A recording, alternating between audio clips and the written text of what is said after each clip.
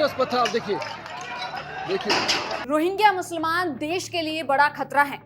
देश की संसद में केंद्र सरकार इस बात को स्वीकार कर चुकी है।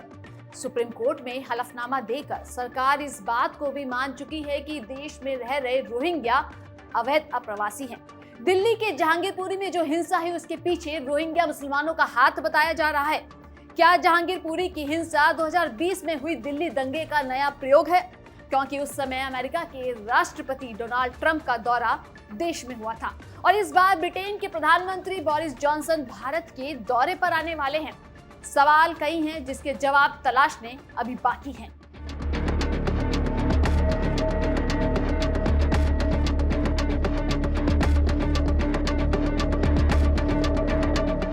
ये जो तस्वीरें आपके सामने हैं वो जीते जागते प्रमाण हैं देश की राजधानी दिल्ली को हिंसा की आग में झोंकने का। ये तस्वीरें बताती हैं कि इन दंगों के पीछे देश विरोधी शक्तियां काम कर रही हैं। इस हिंसा के पीछे सुनियोजित षड्यंत्र रचा गया था। इस बात को हम इतना जोर देकर क्यों कह रहे हैं, इसको समझने के लिए सबसे पहले हम बात करते हैं 16 अप्रैल 2022 को हुए दिल्ली के जहांगीरपुरी दंगों की, जहां कुशल चौक पर हनुमान जयंती के अवसर पर निकल रही शोभा यात्रा पर पथराव किया गया। यही नहीं, हिंसा पर उतारू दंगाइयों ने घरों और दुकानों में तोड़फोड़ की और कई गाड़ियों को आग लगा दी। दिल्ली में हुए इस दंगे ने एक बार फिर उस सवाल को जन्म दिया है कि हिंसा की पटकथा किसने लिखी। क्या उसके पीछे वही लोग शामिल थे जिन्होंने 2 वर्ष पहले दिल्ली दंगे की कहानी तैयार की थी? थोड़ा पीछे चलिए और याद कीजिए, ये वो मनहूस तारीख थी जिसको कोई दिल्ली का रहने वाला याद नहीं करना चाहता। दिल्ली को हिंसा की आग में झोंकने के लिए उस दिन को चुना गया जब अमेरिका के राष्ट्रपति डोनाल्ड ट्रंप भारत के दौरे पर थे। योजनाबद्ध तरीके से दंगाइयों ने दिल्ली में जमकर हिंसा की, जिसकी तस्वीर पूरी दुनिया ने देखी। दरअसल षड्यंत्रकारियों ने ये दिखाने की कोशिश की थी कि भारत में मानवाधिकार की क्या स्थिति है और मुसलमान उत्पीड़न का शिकार है, जबकि सच्चाई इसके उलट थी।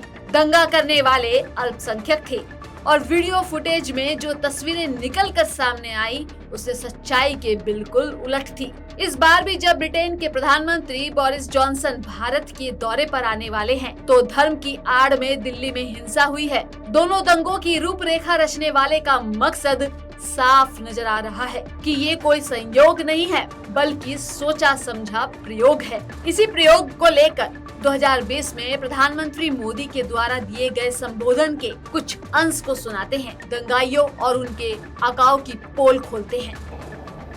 साथियों, सीलमपुर हो, जामिया हो या फिर शाहीन बाग, बीते कई दिनों से सिटीजनशिप अमेंडमेंट बिल को लेकर प्रदर्शन हुए।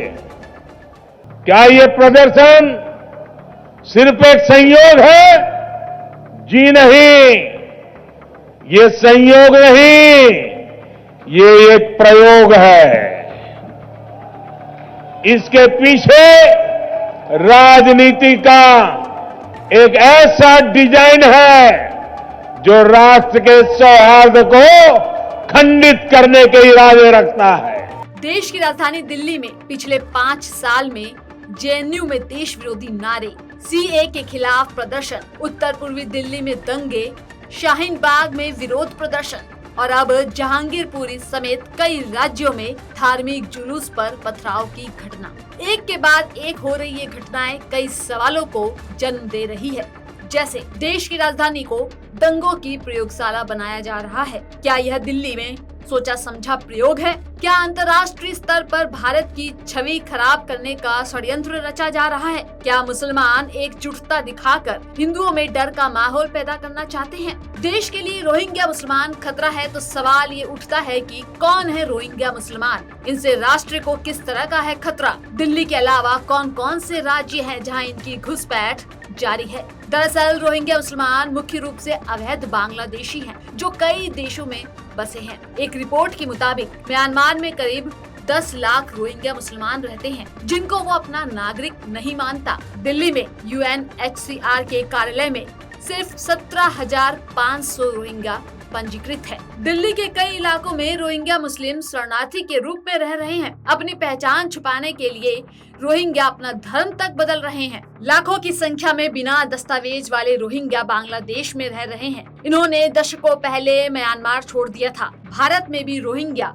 अवैध रूप से देश के कई राज्यों में बड़ी तेजी से फैल रहे हैं। अवैध रूप से रहने वाले रोहिंग्या मुसलमानों की गतिविधियां संदिग्ध पाई गई हैं। जम्मू कश्मीर, हैदराबाद, हरियाणा, उत्तर प्रदेश, दिल्ली एनसीआर और राजस्थान में सुनियोजित तरीके से ये अपनी बस्तियां बसा चुके हैं। जहांगीरपुरी में हिंसा फैलाने वाले कई किरदार हैं, जिनमें कईयों को पकड़ा जा चुका है और कई ऐसे भी हैं जिनकी तलाश अभी जारी है। लेकिन सरकार को इस बार रोहिंग्या मुसलमानों को देश से बाहर करने के लिए कड़ा निर्णय लेना होगा, क्योंकि अगर ऐसा नहीं हुआ तो हिंसा और दंगों का ये प्रयोग देश में ऐसे ही होता रहेगा और देश की अखंडता को ये ऐसे ही खंडित करते रहेंगे।